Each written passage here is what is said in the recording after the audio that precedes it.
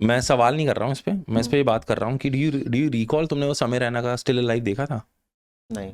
अच्छा, समय रैना ने एक स्टिल अलाइव किया था, ठीक है, you must watch it. Okay. Why you must watch it? Because he said life in it.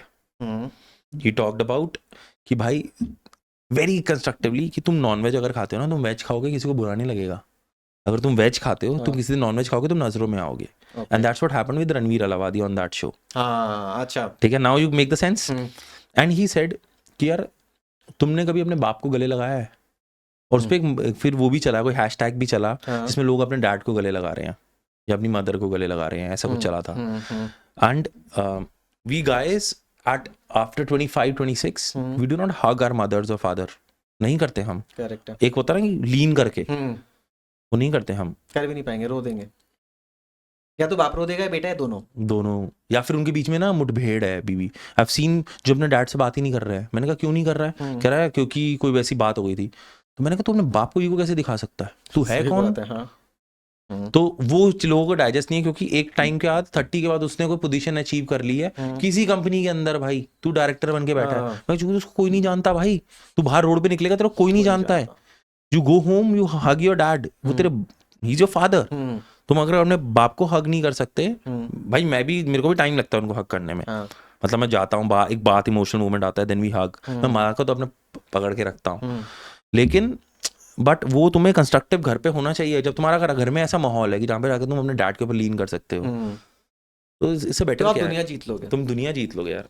But ये बेटियों को मिल जाता है. बेटी तो भाई बाप को एकदम गले लगा क्योंकि लेंगी, ये सब कर क्योंकि लेंगी. उनको बात करनी आती है.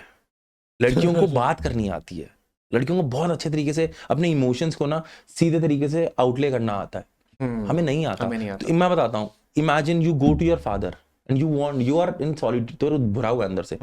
तू क्या बात करेगा, क्या बताएगा? पापा ये हो गया, पापा, और पता कैसे बताएगा? पापा वो बात हो गई थी, वो बात हो गई थी, ऐसा ऐसा हो गया है, देखा जाएगा. तू अपनी तरफ से सोल्यूशन बीच में लगा के देगा. देखा जाएगा. देखा जाएगा. तो कहेंगे अरे बेटा बताइए कोई हेल्प चाहिए तो. अच्छा क्या हो गया? ये हो गया. बस यही awkward conversations is the maximum awkward conversation is done by us the main. बहुत है. बट हमें कब मिलेगा वाला सपोर्ट? मेरे को लगता है अगर हम, जैसे आप तुम्हें तुम्हें अपना बेटा पैदा, मैं आई टीच माई किड यार. मैं तो कोशिश करता हूँ कि मैं अपने बेटे को रोज एक हक करूँ. वो शर्मा जाता है, बट मैं वो शाइनेस उसकी दूर कर रहा हूँ कि वी सेलिब्रेट कि अगर उसने कुछ अचीव किया है या वो लो फील कर रहा है, वो मुझे हक करेगा आके. हम ये चीज़ मैं उसके अंदर अभी से डाल रहा हूँ. मेरे को तो बेटी चाहिए भाई कोई ऐसे नहीं मिलती. अरे ऐसे नहीं मिलती, बट मेरे को चाहिए. मेरे को लगता है कि बेटी ही ना, मेरे को उसके शायद लिए समझ तुम्हें पाएगी अगर बेटी बेटा. चाहिए ना, तो तुम्हें एक नंगी तलवार के ऊपर नंगे पैर चलना होगा. अरे ये मेटाफर है कौन ऐसी. से वाला है? बस मैंने कहा अच्छा, मैं पिक्चर में दिखा था ना वो आदमी वो कोयले पे चल के जाता है जलते हुए. मैंने कहा ऐसा कुछ करना है. नहीं नहीं, ऐसा कुछ नहीं है. बट हाँ यार, गर्ल्स आर मोर ब्यूटीफुल. तुम्हारे घर का माहौल बदल जाता है.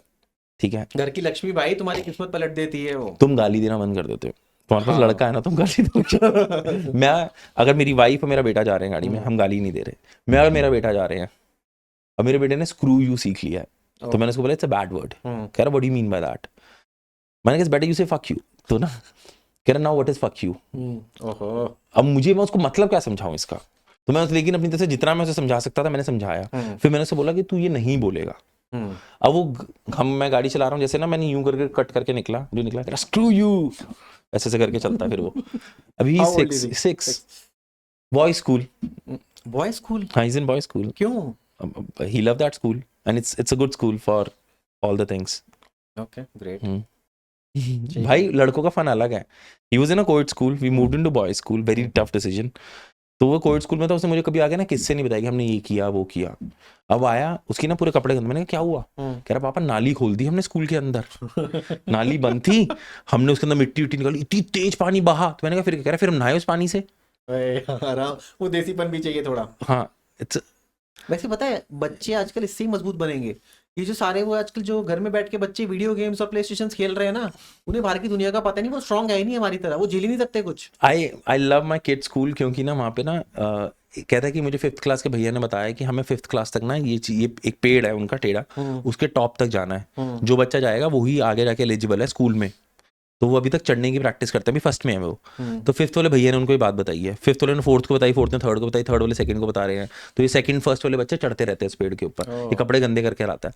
तो मैं वो पेड़ देखने को, पेड़ ना स्लांट है और ऐसा कुछ नहीं है, उन बच्चों ने अपने हिसाब से बात बनाई है। तो बॉय स्कूल में ये चीज होती है, एक गुट बनता है कि ये एक हमने माइलस्टोन अचीव करना है पेड़ पे चढ़ने का, and it's not it's a fucking good school. Kabir के स्कूल का नाम नहीं जाने देंगे ऊपर, ये डर रहता है।